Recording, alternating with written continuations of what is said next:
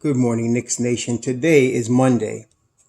It is the 6th day of December 2021.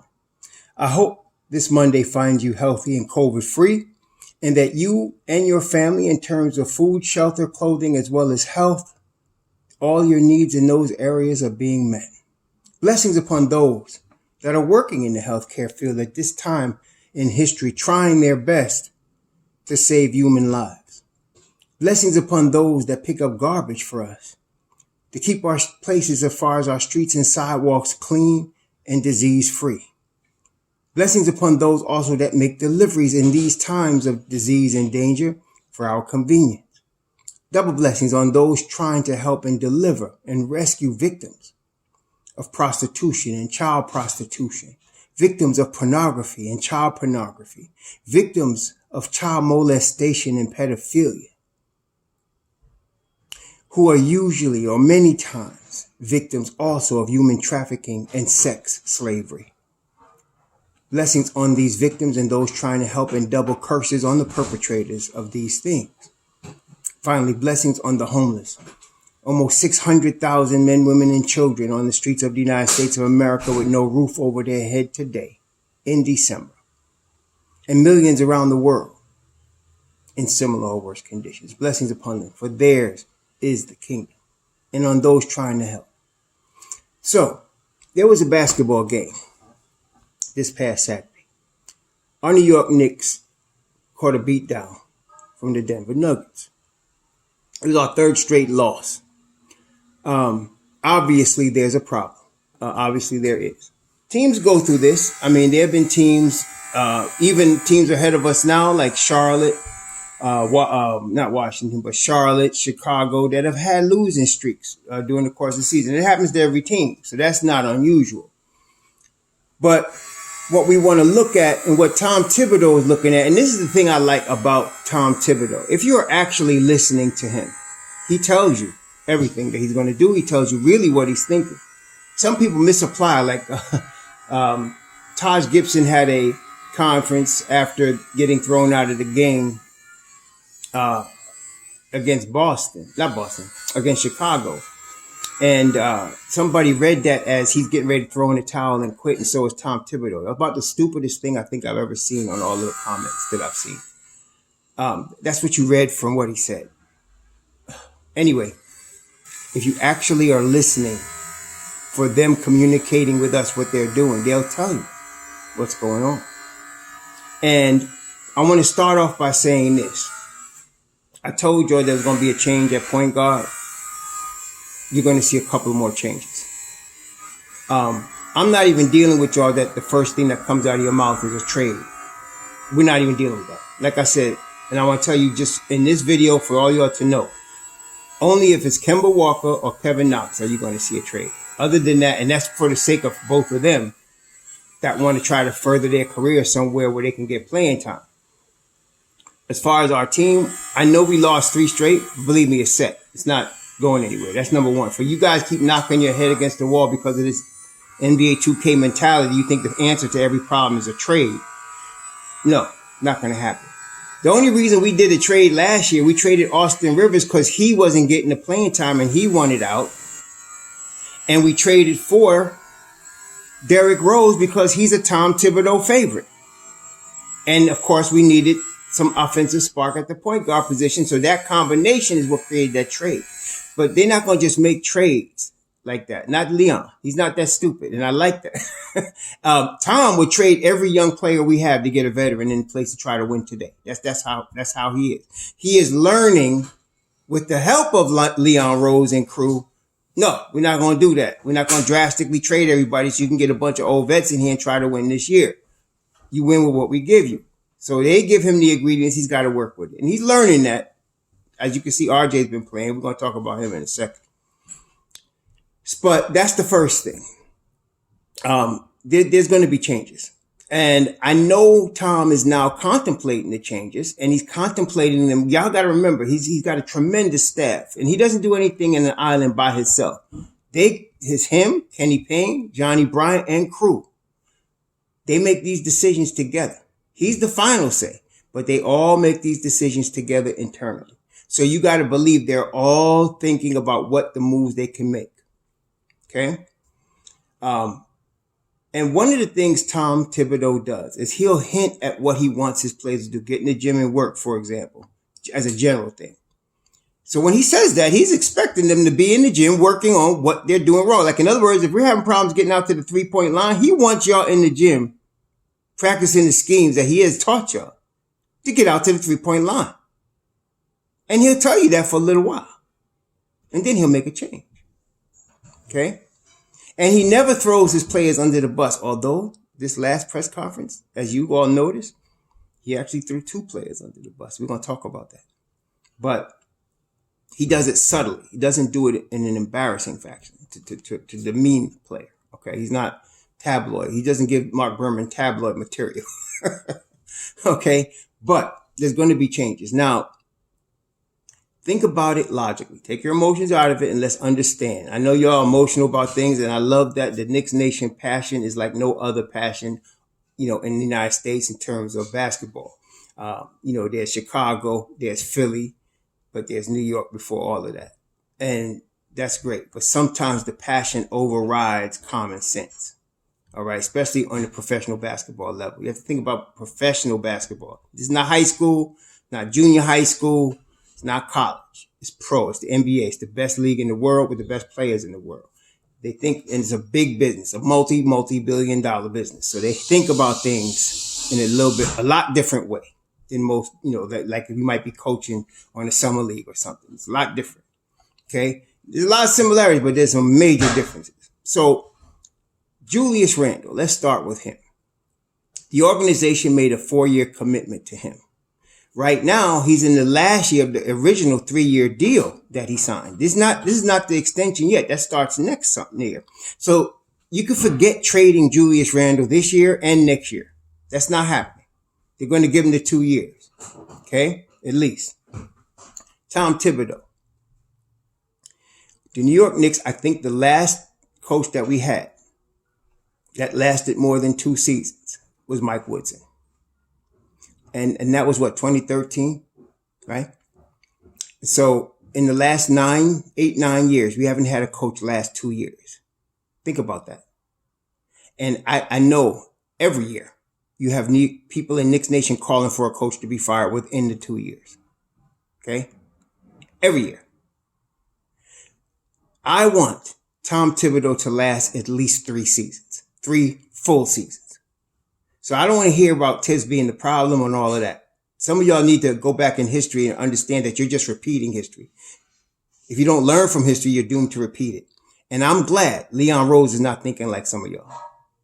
Okay. So he's going to get all of this year and all of next year. And hopefully if they're doing well, through the 5-year contract that he has.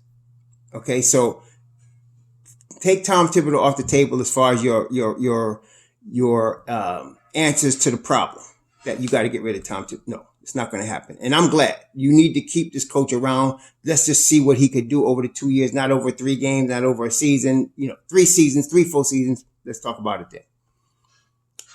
Julius Randle's not going anywhere. They made organizational commitment to him. Tom has made a commitment to him, and Tom is now loyal to Julius. Yes, he definitely gets in on him. Y'all don't act like he don't get on Julius. He does. But he doesn't do it publicly. And Julius is what he is. He's a turnover machine if he gets the ball in his hands in the open floor too much. Okay, he is. But there's some games he's cognizant of it and he doesn't commit as many turnovers. There's a couple of games where he only made 1 turnover, and then there's a game where he made 7 turnovers, right? So that's something he's got to definitely work on. Definitely.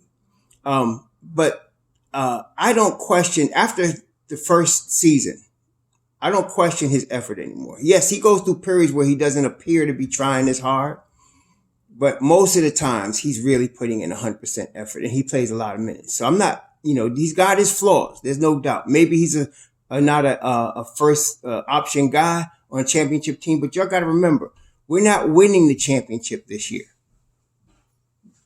At the beginning, I said our goal is top 3 in the East and trying to push for the Eastern Conference Finals. That's the stage we're at. We're not the championship stage right now. So, y'all need to calm down, and you need to look at development over the next couple of seasons for that championship run. All right. We're still building toward that right now. Okay. We're 2 years ago, Milwaukee Bucks, 3 or 4 years ago, Boston Celtics. That's where we at right now. We're trying to build. So this is that second year of getting toward that goal. Okay. So Julius is not going anywhere. So if you're going to make a change in the starting five, Julius is off the table. He's going to start. He's a fixture.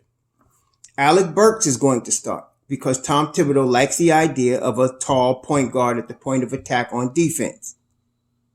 There's Alec Burks. He's going to stay there. Which brings up Deuce McBride for a second. As you all know, I love Deuce McBride. I picked them to pick him. I was the guy that said they're going to pick Deuce McBride and Quentin Grimes. Some of y'all know that. And they did. Okay? And the reason is because I know McBride's going to be a stud. I know he is. And I know Thibs loves this kid. He said it. Matter of fact, we all know he's tearing up the G League right now. He's destroying the G League. And one of the reporters asked him about it. Said, Deuce McBride is killing the G League. And he said, Deuce McBride is going to be a really good player. I love he works extremely hard on both sides of the basketball. He said, for now, we just need him to keep improving. And to me, I looked at it, I said, keep improving. But really saying is, look at it. Check it out. Alec Burke is starting. He's going to keep doing that. He's a veteran. He's a big point guard. Deuce McBride is like 6'1", 6'2". Okay. Then you got 6'2", 6'3" Emmanuel Quickly. And then you got 6'3" Derrick Rose. So he's not removing those three guys right now to give Deuce McBride time. All right, he's not going to do that. But if any of those three guys get nicked up, for example, and nobody plays 82 games. I think RJ might be close to doing that a couple of seasons, but most guys don't play 82 games. So, like, I looked at Fournier's contract, and they get an incentive for Fournier, $1.5 million, I think he gets, or $500,000, something like that, if he plays 65 games. Now, why did they say 65 games? Because usually he doesn't play 65 games. Okay? And that's not unusual.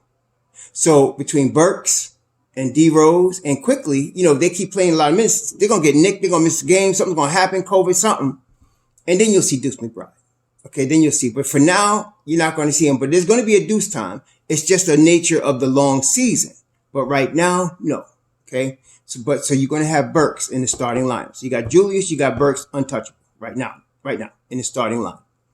Then you got Evan Fournier, and I say he's untouchable in the starting lineup because he's been playing good defense recently, best as you could get from him, and he's a shooter, right? He's a shooter. So you got those three. Now, listen to what Tom Thibodeau said. He said if we're executing and we have the intensity and it's not working, then you got to think about a change. And he said there may be more changes. He said that. Then he said something very interesting as well. Well, we know he dished RJ. He point blank dissed RJ. He said, last year you were in the gym. This year you're not in the gym. I did not know that. I assumed that RJ was in the gym just as hard as he was last year. Apparently Tom says he wasn't.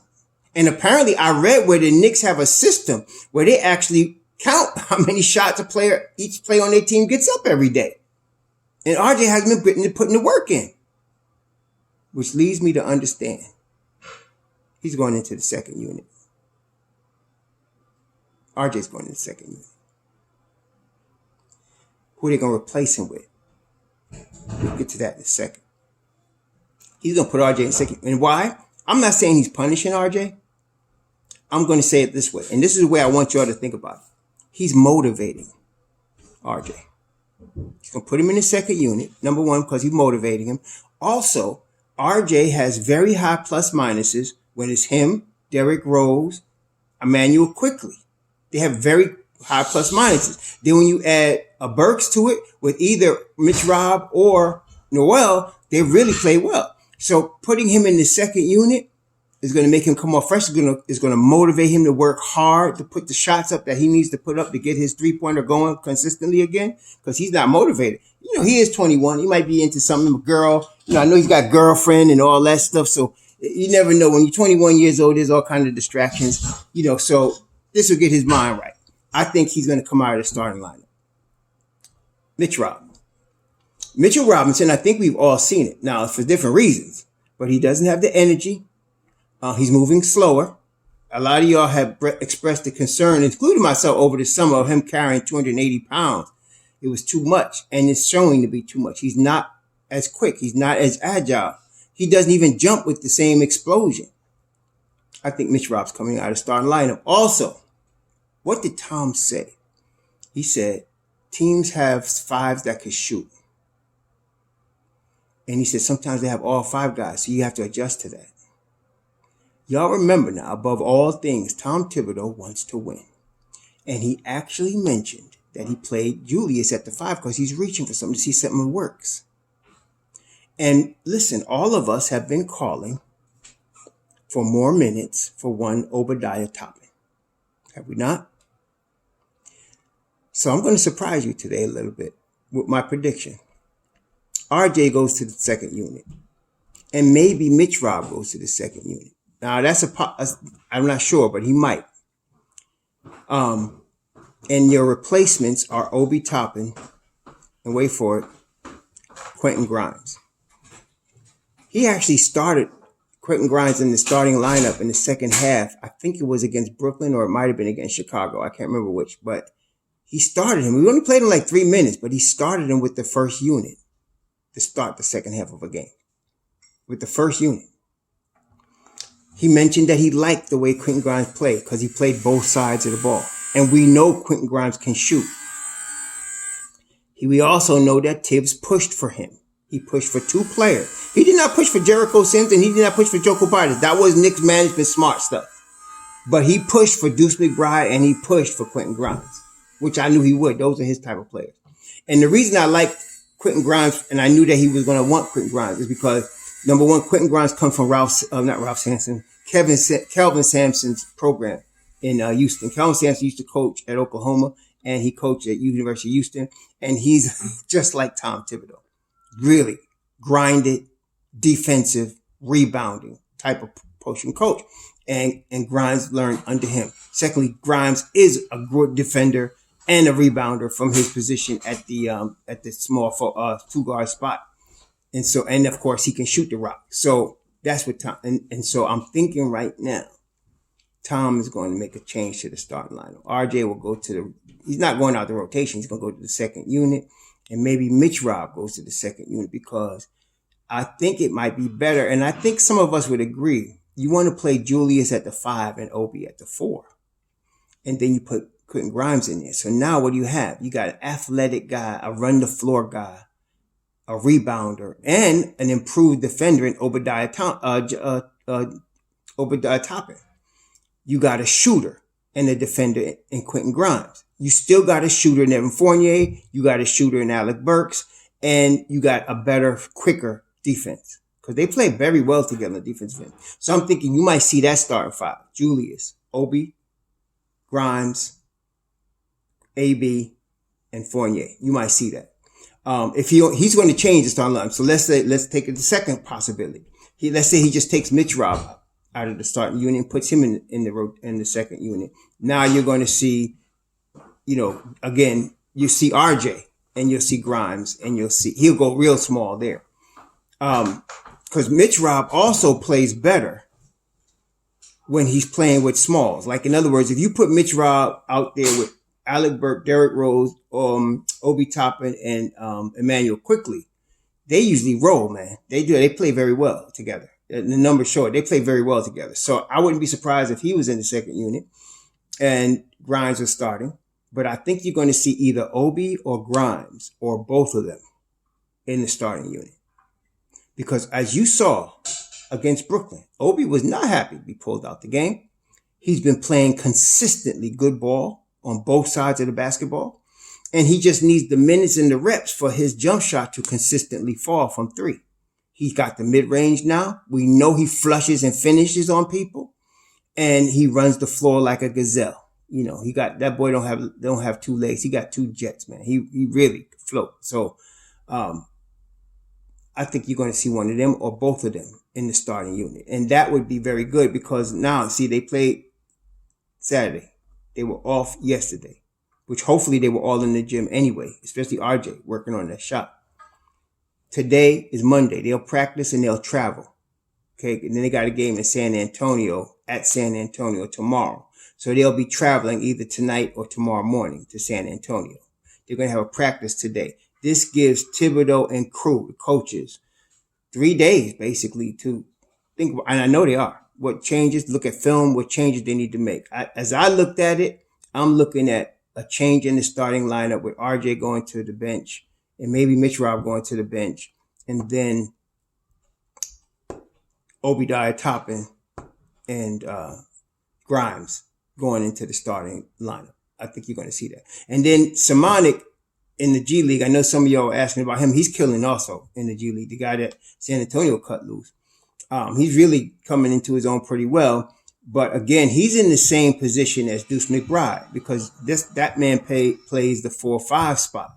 He's 6'10". He plays either 4 to 5. So with him, you got Randall and you got Obi.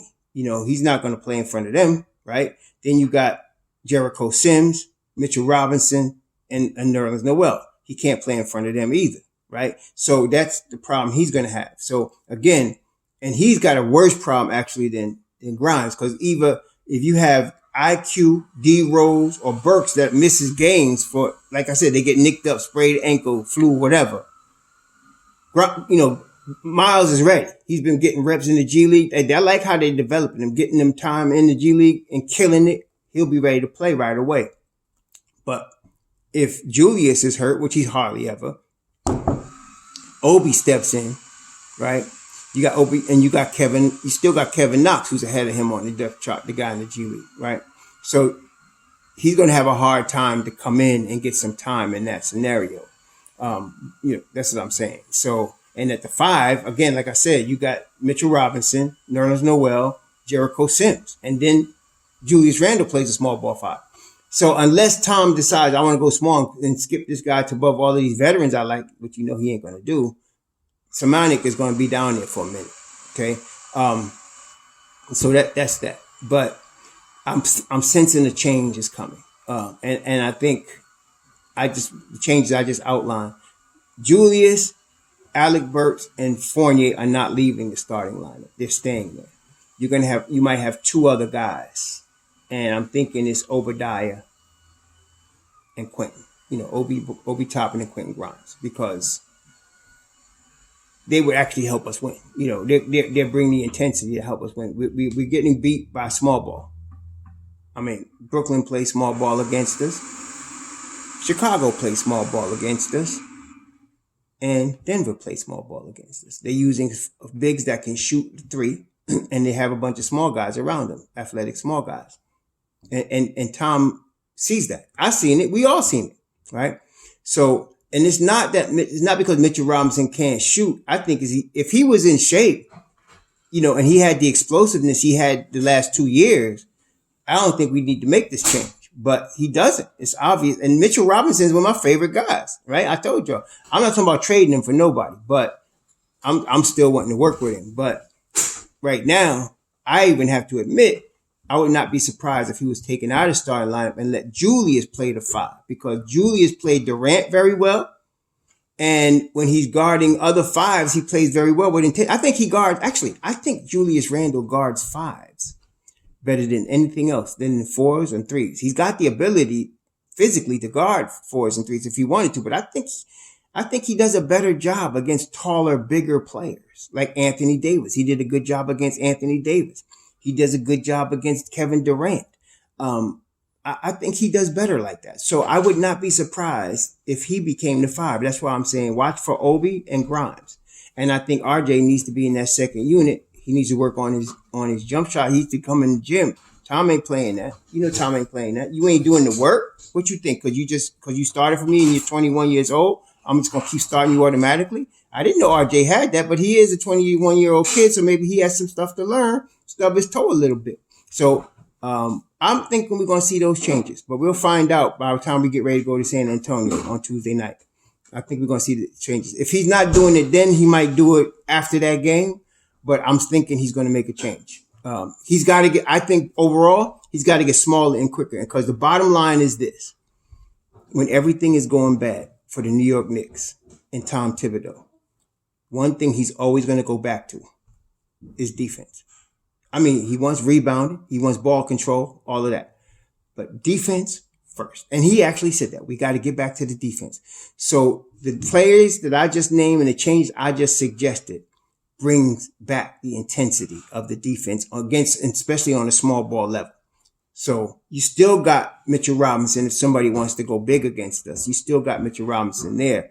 But I think Mitchell Robinson's better on the second unit, and I think RJ will be better on the second unit. And I think the second unit will be better with those two on it when you have Derrick Rose and Emmanuel Quickly, and they're playing limited minutes. Because now Mitchell Robinson gets about 20 minutes now, and RJ gets about 20 minutes. They're going to come out like gangbusters. So I'm thinking that's the change. But if I'm right, we'll see. But anyway, enjoy your Monday. Be safe out there. Shalom.